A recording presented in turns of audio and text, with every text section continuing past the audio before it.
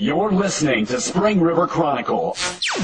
Audio on the go. First National Banking Company. Get checking that pays with Super Plus Checking at FNBC. River Rescue. A City of Hardy employee nearly drowned after falling into the Spring River. By Lauren Siebert. Ronnie Campbell was working in Loughburg Park near the edge of the river when the bank gave way, sending him spiraling into the water. I was weed eating and the bank gave way with me.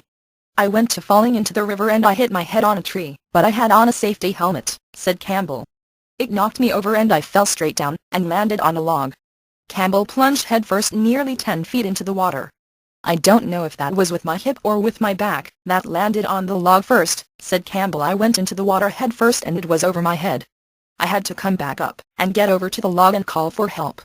Campbell explained that although he had been completely submerged at one point in time, his cell phone still worked.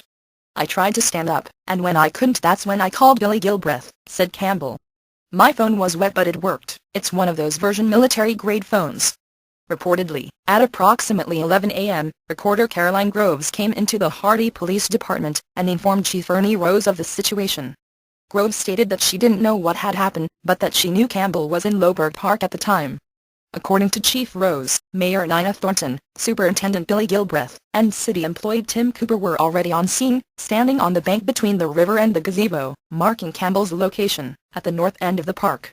I went to the river bank and observed Mr. Campbell lying on his back against a log that was approximately 1 foot in diameter, said Chief Rose.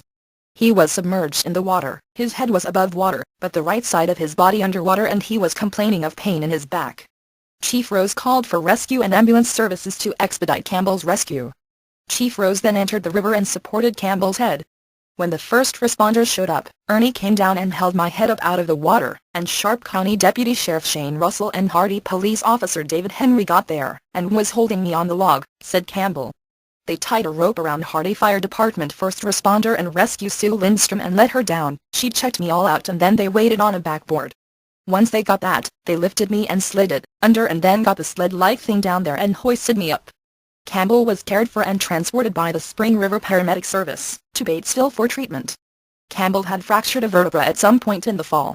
I thought I was going to drown, and I had to get out of the water, said Campbell. I'd like to thank all of them for helping me. Thanks for listening to Spring River Chronicle Audio on the Go. Be sure to subscribe to the paper and check us out online at myspringriver.com.